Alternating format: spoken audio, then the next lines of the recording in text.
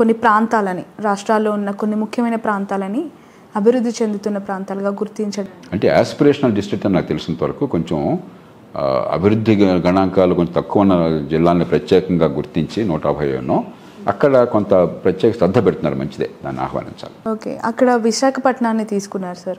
But Hyderabad, ఈ తెలంగాణ నుంచి ఏ ప్లేస్ని కూడా చూస్ చేసుకున్నట్టు అది వేరే. విశాఖపట్నం ఆస్పిరేషనల్ డిస్ట్రిక్ట్ కాదు. ఎందుకంటే ఉన్నవాటి విశాఖపట్నం నగరం వంటలతో అభివృద్ధి చెందిన జిల్లా కదా, అది బహుశా వేరే జాబితా ఉంటుంది. నాకు ఆ వివరాలు తెలియదు. ఓకే సార్, ఏపీ విషయానికి వస్తే నిన్న మళ్ళీ ఒక పీటీ వారెంట్ వేయడం జరిగింది ఫైబర్ గ్రిడ్కి సంబంధించి. ఒకవైపు వాదనలు కొనసాగుతూ ఉన్నాయి, మళ్ళీ వారెంట్ తీసుకునే అవకాశం ఉంటుందండి సార్ కోర్టు? ఆ కేసు చూడకుండా వివరాలు తెలియకుండా నేను మాట్లాడాను. కోర్టులో ఏం చేస్తానని మనం చెప్పలేం. ఇప్పుడు కోర్టులు కింద కోర్టు ఒకవేళ నిర్ణయం చేస్తే తప్పు అనుకుంటే పై కోర్టుకు వెళ్ళొచ్చు. చాలా సందర్భాలు ఇప్పుడు డాక్టర్ మన్మోహన్ సింగ్ గారి మీద కింద కోర్టు ప్రాసిక్యూట్ చేయమని ఆదేశం ఇచ్చింది అవినీతి కారణంగా. మన్మోహన్ సింగ్ అంటే నిజాయితీ పడిని మీరు ఊహించగలరా? ఆయన మీద ఏదైనా మీకు విమర్శ ఉండొచ్చు. కానీ అలాగే తెలుగు రాష్ట్రాలకు చెందిన అధికారి పీసీ పారక్ అని చెప్పని కోల్ సెక్రటరీగా ఉండేవాడు ఆయన. ఆ ఇద్దరిని ప్రాసిక్యూట్ చేయమని ఆదేశించింది, పైకోర్టు కొట్టేసింది. కాబట్టి చూద్దాం, న్యాయ వ్యవస్థలో ఏర్పాటు ఉంది. కానీ ఒకటి మాత్రం చెప్పగలను, మంచి ప్రజాస్వామ్యంలో ఎన్నికల్లో ఓడిపోయిన కారణంగా ప్రతిపక్షాల మీద ప్రతీకార రాజకీయాలు ఉండవు, కక్ష తీర్చుకునే రాజకీయాలు ఉండవు. కేవలం ఎన్నికల్లో ఓడిపోయిన కారణంగా ఎన్నికల్లో నెగ్గిన వాళ్ళు వాళ్ళని జైళ్ళల్లో పెట్టడం, హింసించడం అని చెప్పనేది ఒక నాగరిక ప్రజాస్వామ్యం కాదు. ఆంధ్రప్రదేశ్లో ఉన్న పరిస్థితి ఆ రకమైనటువంటి గెలిచిన వాళ్ళు ఓడిన వాళ్ళని హింసించడం అనేటువంటిది జరుగుతుందన్న భావం కలుగుతుంది. గతంలో తమిళనాడులో అట్లా ఉండేది. జయలలిత గారు ప్రతిపక్ష నాయకురాలు అయినా కూడా మహిళను కూడా చూడకుండా సభలో అడుగుపెట్టనివ్వలేదు, సభలో అవమానించారు ఆవిడ. ఆవిడ శపథం చేసి నేను మళ్ళీ ముఖ్యమంత్రి దాకా ఈ సభలోకి రానని చెప్పి ముఖ్యమంత్రిగా వచ్చారు. ఆవిడ వచ్చాక కరుణానిధి గారిని ఆవిడ వయసు కూడా చూడకుండా ఆవిడ అరెస్ట్ చేసి, ఆయన చుట్టూ ఉన్న రాజకీయంలో ఉన్న వాళ్ళని అరెస్ట్ చేసి, అధికారులను అరెస్ట్ చేసి ఆవిడ చేశారు. అంటే వీళ్ళుంటే వాళ్ళమే ప్రతీకారం, వాళ్ళుంటే వాళ్ళమే ప్రతీకారం.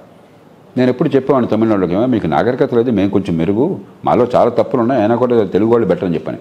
ఇప్పుడు వాళ్ళంతా మనం పుచ్చుకున్నాం, వాళ్ళు కొంచెం బాగుపడుతున్నారు. ఇది సరైన పద్ధతి కాదు. ఓకే, ఎలా చూస్తున్నారు సార్ క్వాష్ పిటిషన్ వేయటం, బెయిల్కి అప్లై? అది సాంకేతిక విషయాలు చట్టం చూసుకుంటుంది.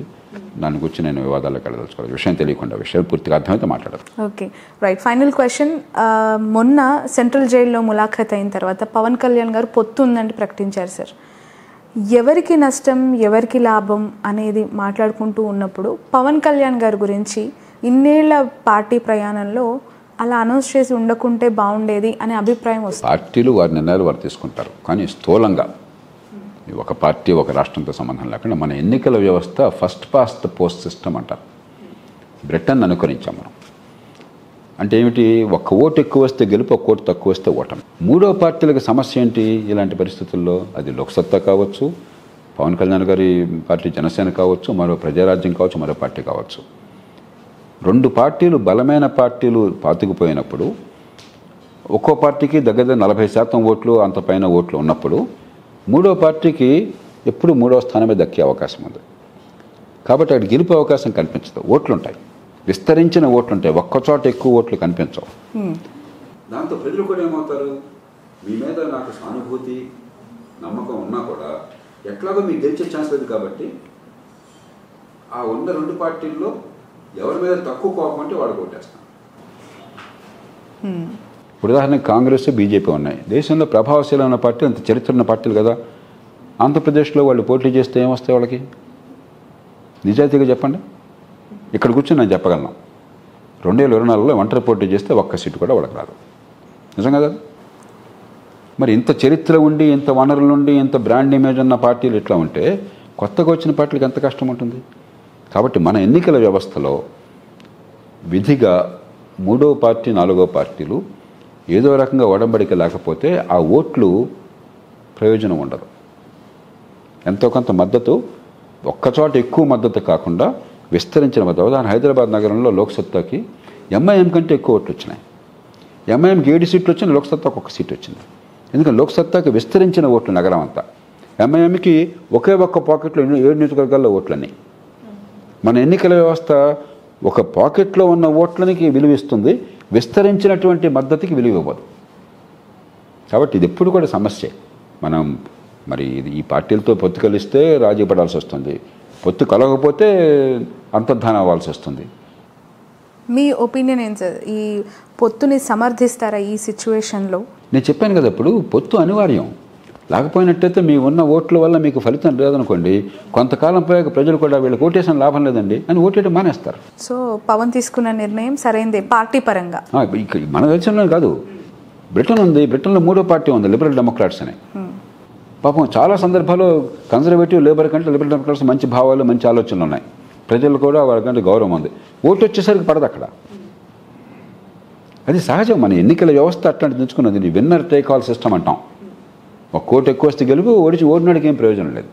అందుకే నేను చాలా కాలం నుంచి మొత్తుకునేది, దామాషా పద్ధతి పెట్టండి. ఓట్ల శాతాన్ని బట్టి సీట్లు వచ్చాయనుకోండి, జనసేన పార్టీ కావచ్చు, లోక్సత్తా పార్టీ కావచ్చు, ప్రజారాజ్యం పార్టీ కావచ్చు, మరో పార్టీ కావచ్చు, మాకు 10% ఓట్లు వస్తే 10% సీట్లు ఉన్నాయనుకోండి, అప్పుడు మీకు అసలు ఇంకోటితో పొత్తుకు అవసరం లేదు కదా. ఎన్నికైన తర్వాత అప్పుడు అవసరాన్ని బట్టి భావాలు కలయికను బట్టి చేయొచ్చు. ఇప్పుడు అట్లా కాదు, గతి లేక చేయాల్సి వస్తుంది. లేకపోతే మీ పార్టీ అంతర్ధానం అయిపోతుంది, ఆ ఓట్లు వృధా అయిపోతాయి, ప్రజల మనసులో కూడా వృధా అయిపోతున్న భావం ఉంటుంది. అది ఎన్నికల వ్యవస్థ తప్పు. ప్రపంచంలో ఒక బ్రిటన్ నుంచి వచ్చిన దేశాలు తప్ప ఇంకెక్కడ ఈ వ్యవస్థ లేదు. మనం అనుకుంటున్నాం మన దేశంలో తెలియక ప్రపంచమంతా ఈ ఎన్నికలు ఉన్నాయనుకుంటున్నాం. కాదు, ఒక బ్రిటన్లోనే ఉన్నాయి. బ్రిటన్ నుంచి మనకి, న్యూజిలాండ్కి, ఆస్ట్రేలియాకి, కెనడాకి వచ్చింది. కానీ నిలిచింది, కొనసాగింది కెనడాలో, ఇండియాలో, భారత్లో. ఆస్ట్రేలియా వదిలేసింది. ఆల్టర్నేటివ్ ఓటింగ్ సిస్టమ్ అని చెప్పని అక్కడ పెట్టారు. ఉన్న అభ్యర్థులందరిలో కూడా మీరు ఎవరు ఫస్ట్ ర్యాంక్, ఎవరు సెకండ్ ర్యాంక్ మీరు చెప్తారు అక్కడ. సంక్లిష్టమైన ఓటింగ్ వ్యవస్థ విద్యావంతుల చోట సాధ్యం. న్యూజిలాండ్లో నేను చెప్పిన దామాషా పద్ధతి వచ్చింది. బ్రిటన్లో కూడా అక్కడ స్థానికంగా కొన్ని ఎన్నికలు ఉన్నాయి. ఉదాహరణకి స్కాట్లాండ్, వేల్స్, నార్దర్న్ ఐర్లాండ్, అక్కడ దామాషా పద్ధతి పెట్టారు. ఒక బ్రిటన్లో పార్లమెంట్కి మాత్రమే ఎన్నిక జరుగుతుంది. వాళ్ళు కూడా వదిలేసుకుంటున్నారు. మనం మాత్రం తెల్లవాళ్ళని వదలకుండా వాళ్ళు పెట్టిందే కొనసాగిస్తున్నాం. మనకు పనికొచ్చే వ్యవస్థ కాదు, నాకు ఏమాత్రం అనుమానం లేదు. ఈ డబ్బుల ఖర్చు, ఓట్ల పంపిణీ డబ్బు కూడా ఈ కారణంగానే పెరిగింది. దామాషా పద్ధతి సరైనటువంటిది మన దేశంలో, సరైన రీతిలో ఏర్పాటు చేస్తే.